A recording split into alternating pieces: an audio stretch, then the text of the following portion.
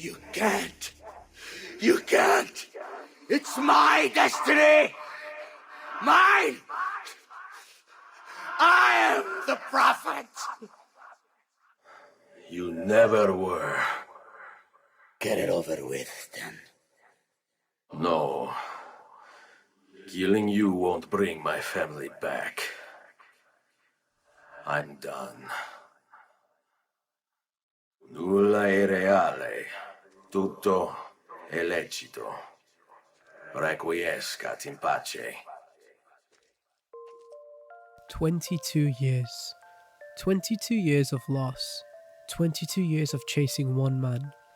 Rodrigo Borgia orchestrated the execution of Ezio's father, his brothers, destroyed his family, and nearly wiped out everything the Auditore family had built.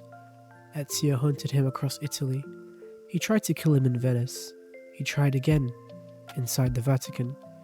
And after finally defeating him, he simply walked away. So, why? Was Ezio suddenly against revenge? Did he forgive Rodrigo? Or is this one of the most misunderstood moments in Assassin's Creed history? Because after replaying Assassin's Creed 2, I don't think Ezio changed his mind in that moment.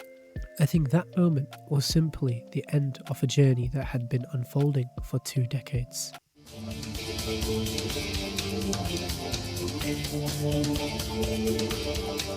Before we can understand why Ezio spared Rodrigo, we have to understand the man he used to be, contrary to what many people remember. Ezio Auditore doesn't begin Assassin's Creed 2 as an assassin.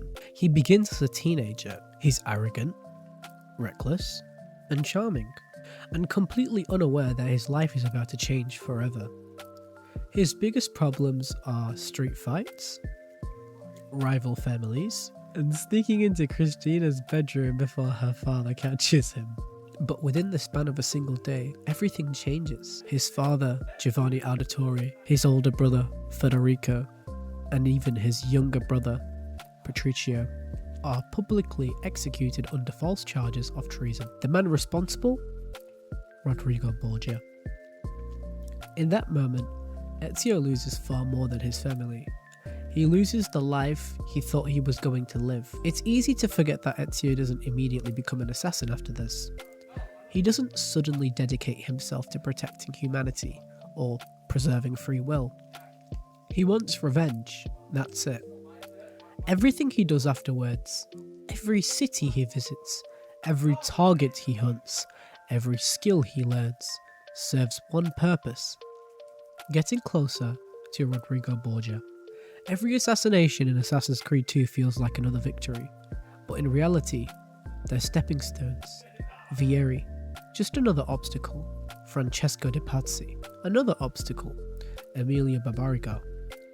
Carlo. Every Templar Ezio kills isn't his end goal. They're simply people standing between him and the man he's truly hunting. And eventually, after years of searching, Ezio finally gets his chance. In Venice, Ezio infiltrates the palazzo disguised as a courier carrying the Apple of Eden. For the first time, Rodrigo is completely vulnerable. And what does Ezio do? He tries to kill him. No hesitation, no moral dilemma, no speech about forgiveness. The only reason Rodrigo survives is because he escapes. This is why I've never agreed with the idea Ezio simply changed his mind inside the Vatican. Because nothing about Venice suggests he's questioning revenge. If anything, it's the opposite. He's more determined than ever. He still believes that if Rodrigo dies, everything he's lost will somehow make finally sense. And that's what makes the ending of Assassin's Creed 2 so fascinating. Because over the next several years, something begins to change. Not all at once, not through a single conversation, but through every lesson, every loss, and every person Ezio meets along the way. The boy chasing revenge is slowly becoming something else.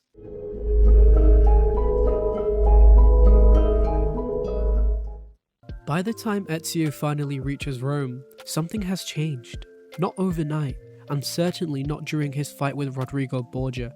It happened gradually, over years, through every city he visited, every friend he made, every lesson he learnt, and every person he lost. But despite all of that, there was still one belief Ezio refused to let go of, that killing Rodrigo Borgia would finally end his suffering. And that's where this story becomes far more interesting than I think most people realise. Because while Ezio was chasing revenge, Rodrigo Borgia was chasing something else entirely. Destiny. It's easy to look at Rodrigo and think he simply wanted power, but I don't think that's entirely true. Power was not his destination, it was his proof. Proof that he had been chosen. Rodrigo believed he was the prophet, the man destined to unlock the secrets left behind the first civilization. Becoming Pope, controlling the Templars, hunting the pieces of Eden, they were never the end goal, they were all leading towards one moment. Opening the vault. Think about that for a second.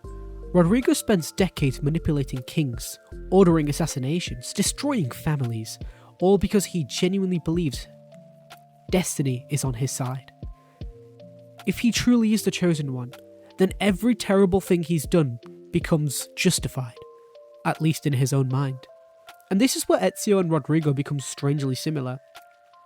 They spent over 20 years chasing completely different goals, but they're both living under the exact same illusion. Ezio believes revenge will heal him, Rodrigo believes destiny has chosen him. Neither man ever stops to question whether they're wrong, which brings us to the Vatican. Even here, moments before the ending, Ezio still intends to kill Rodrigo. He doesn't hesitate, he doesn't suddenly become merciful, he even says, "Requiescat in pace, bastard." Nothing about this moment suggests Ezio has abandoned revenge. But then, everything changes. Ezio opens the vault. Not Rodrigo. Rodrigo thought he was the prophet. Ezio says, "No, you never were." I think this is the moment most players misunderstand. Rodrigo doesn't lose because Ezio beats him. Rodrigo loses because his entire identity collapses right in front of him. Imagine dedicating your entire life to one purpose, believing with absolutely certainty that God himself chose you. Every sacrifice, every betrayal, every innocent life, every crime, all of it because destiny demanded it. And then, in a single sentence, you learn you were never chosen at all. By this point, Rodrigo is already defeated. Not physically, philosophically. And perhaps, standing over the man who destroyed his family, Ezio recognizes something.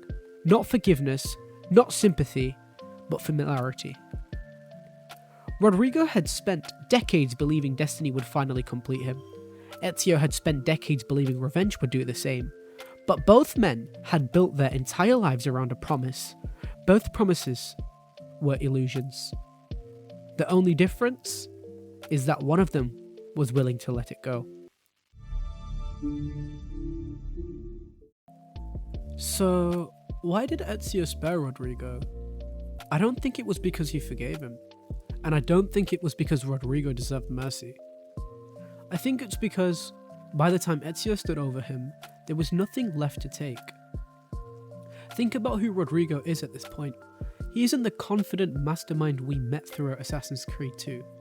The man who manipulated kingdoms, controlled the Templars, and believed himself chosen by God, no longer exists. Ezio didn't defeat Rodrigo with his fists. Minerva didn't defeat him either. The truth did. Rodrigo spent decades believing destiny would justify everything he'd done. The vault proved it never would. And standing over that broken man, Ezio reaches a realization of his own. Killing Rodrigo won't undo 22 years of pain. It won't bring back his father. It won't bring back his brothers. It won't give him the life that was stolen from him. Because revenge was never capable of doing that. That's why I don't think Ezio walks away from Rodrigo. I think he walks away from revenge itself. For 22 years, Rodrigo had controlled Ezio's life. Every assassination, every journey, every decision, every step had been leading towards this one moment. And by choosing not to kill him, Ezio finally takes his life back. Of course, history isn't that simple. Many people argue Ezio made the wrong decision. After all, Rodrigo survives, Monteriggioni falls, Mario is killed, Rome descends further into chaos. But here's the important detail. The attack on Monteriggioni wasn't Rodrigo's plan, it was Cesare's. By the beginning of Brotherhood, Rodrigo had already lost the conviction that defined him. In fact, he would eventually try to stop Cesare himself, realizing that his own son's obsession with power threatened to destroy everything he'd built. Ezio wasn't wrong about Rodrigo. Rodrigo was finished. He was wrong about what Rodrigo left behind.